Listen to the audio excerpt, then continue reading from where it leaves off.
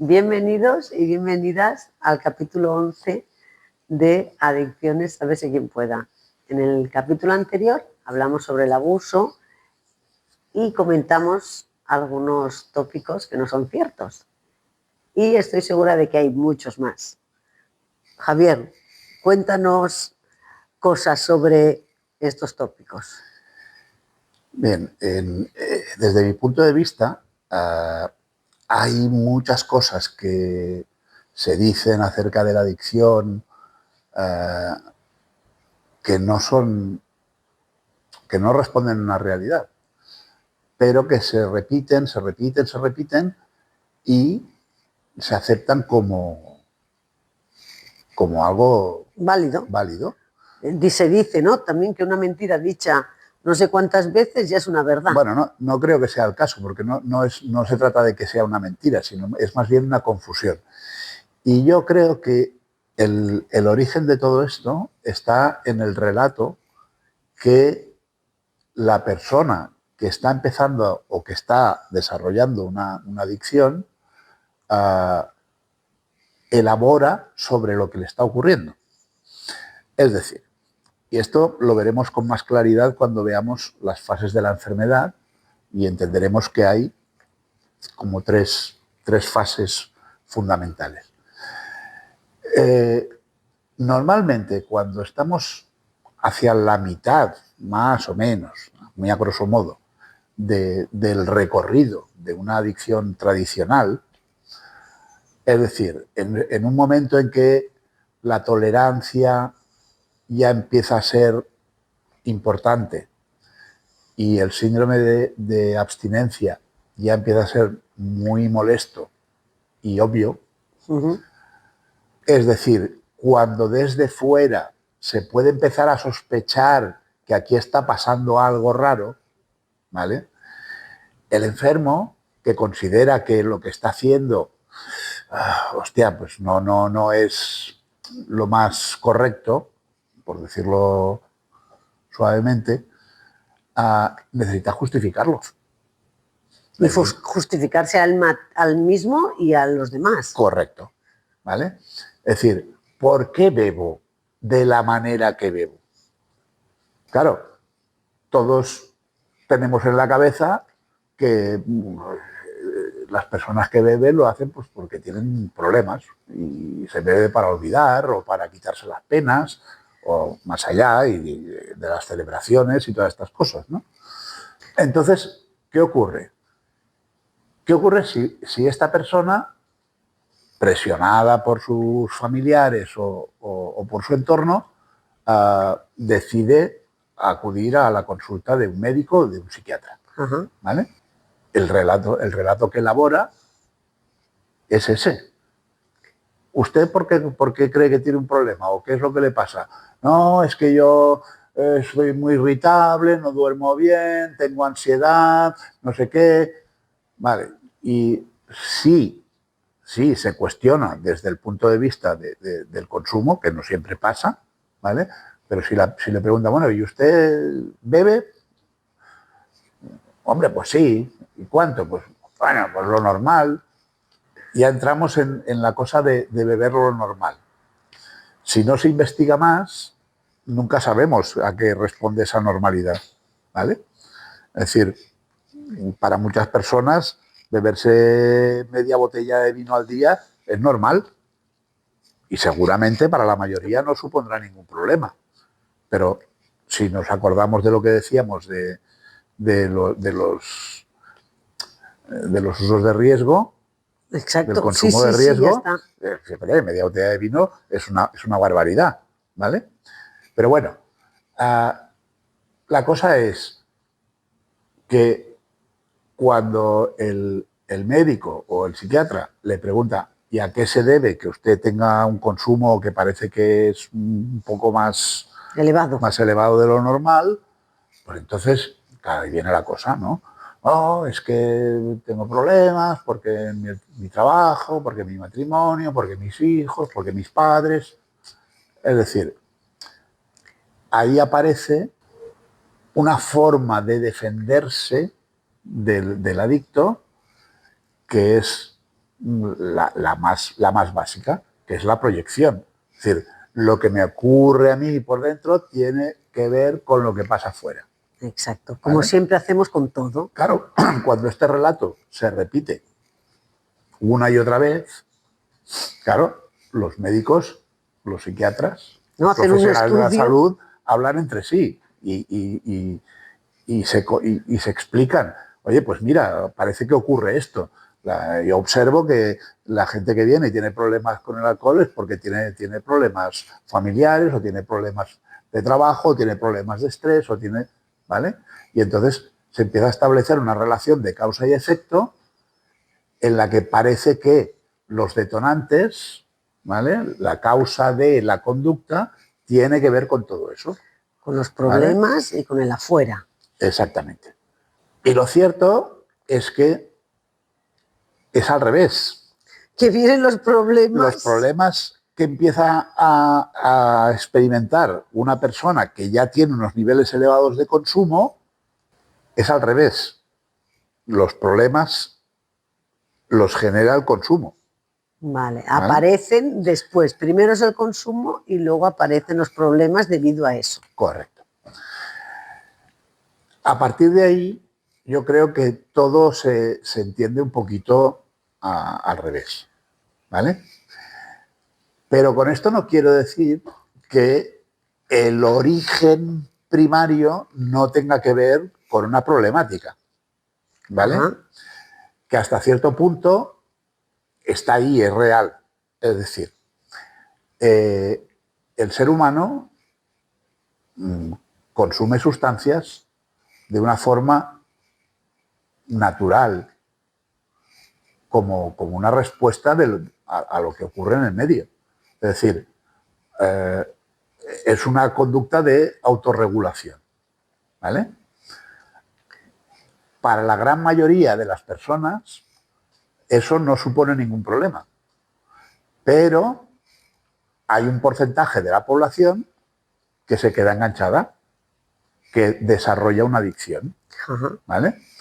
Entonces, ¿por qué unos sí y otros no? Ahí Exacto. es donde está. ¿Por qué toca? Ahí es donde está la cosa. ¿Vale? Es decir, damos por sentado que una gran mayoría de la población va a consumir alcohol en un momento u otro de su vida. Y probablemente más temprano que tarde. ¿Vale? Y cuando hablamos de consumir, hablamos de... Un sorbito. Claro, no hablamos de un determinado nivel de consumo, hablamos simplemente de tener contacto con la sustancia. ¿Vale?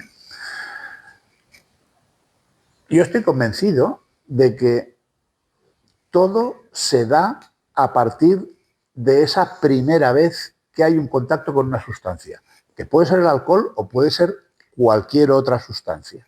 Lo que pasa que si lo reflexionamos, es más probable, muchísimo más probable, que el primer consumo, el primer contacto con una sustancia psicoactiva a una edad temprana sea con el alcohol y no con una sustancia ilegal.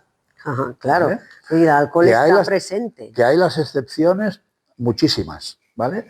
Yo he trabajado con personas que me explicaban pues que siendo muy pequeñitos les daban medicación para dormir, para que no dieran el coñazo a los padres, ¿vale?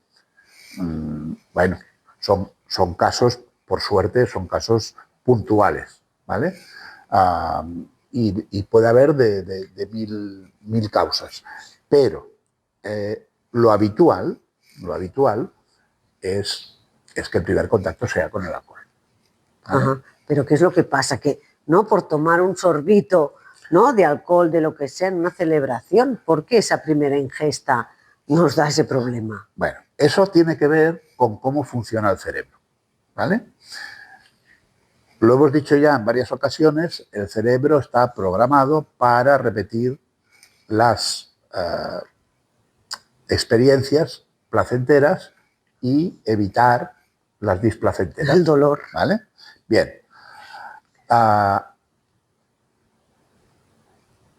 Cuando tenemos el escenario de este primer contacto con la sustancia, vamos a poner que, no sé, vamos a hablar de un preadolescente de 12, 13 años, ¿no? Y supongamos que nunca en su vida ha tenido otro contacto con el alcohol todavía, ¿vale? O sea, no ha habido consumo de absolutamente nada. Todas las circunstancias vitales, que son externas e internas, que rodean a este niño o a este preadolescente, van a establecer, digamos, una línea base de estado interno, que puede estar equilibrado, puede estar un poco más eufórico en función de cómo experimente sus vivencias, o puede estar en un plano más disfórico. Ajá. Es decir, una persona pues, que perciba sus vivencias de una forma pues, desagradable, triste, dolorosa, ¿vale? En el momento en que se produce ese primer contacto, la sustancia va a hacer que el cerebro libere dopamina. Ajá. Y la dopamina va a generar un estímulo que el cerebro cuantifica. ¿Vale?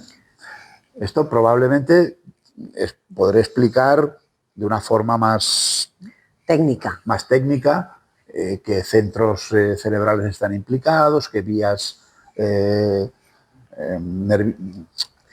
neurotransmisoras están implicadas en toda esta historia, pero para que lo entendamos de una forma muy simple es como hacer una foto de ese instante y entonces el cerebro cuantifica la magnitud de ese estímulo. ¿Vale? Claro, si yo estoy en un estado base, vamos a decir, normal, en términos científicos es eutimia, ¿vale?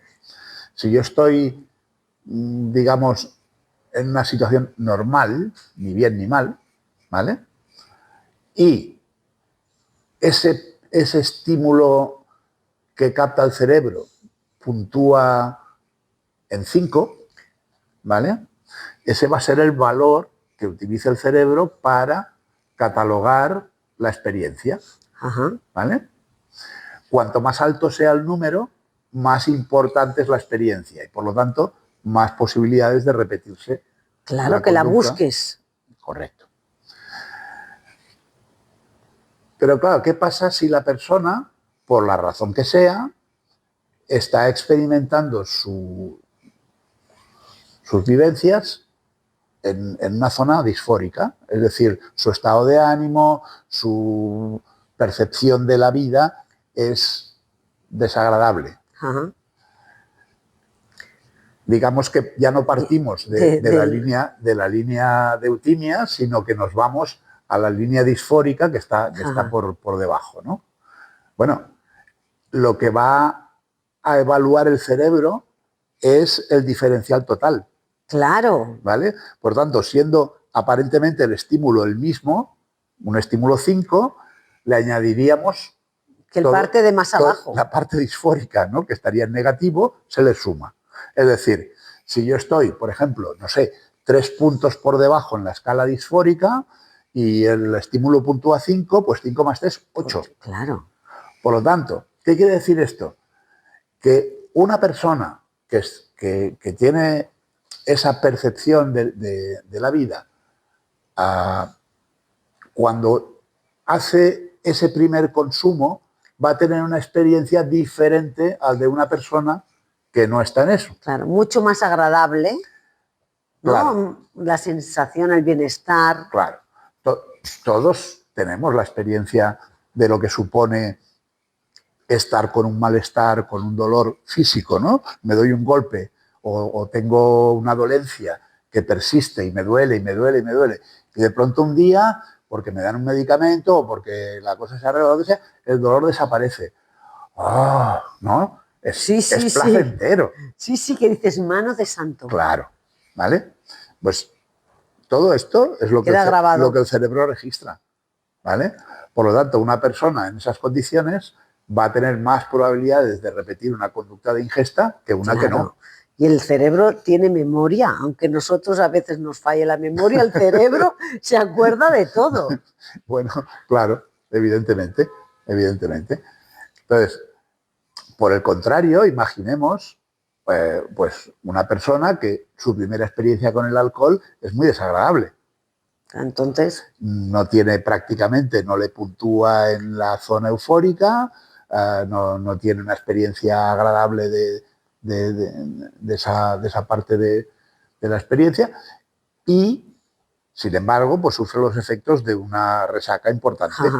Con lo cual pues, no la repite. Muy probablemente esa persona no querrá saber nada del alcohol, ¿vale? O lo consumirá de una forma muy... Bueno, pues este tipo de cosas van a predeterminar si el cerebro de la persona decide que eso es interesante o no.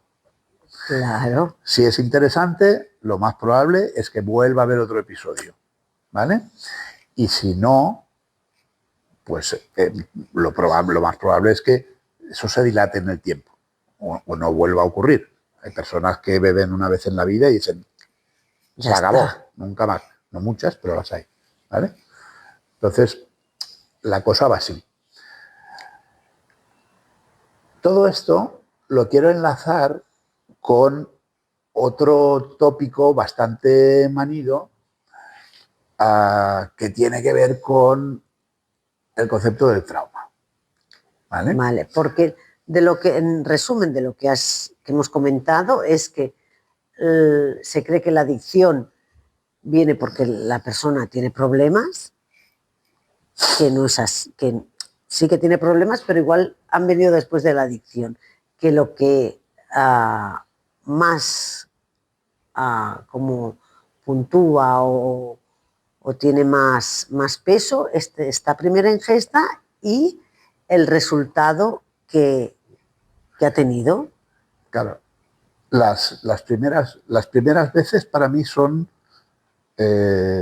las que van a determinar hacia dónde va la cosa. Vale, y ahora decías lo del trauma.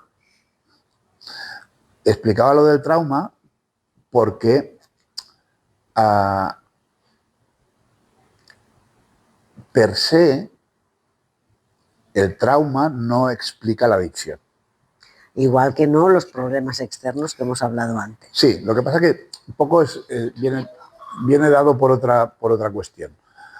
A ver, para poderlo entender, tenemos que entender lo siguiente.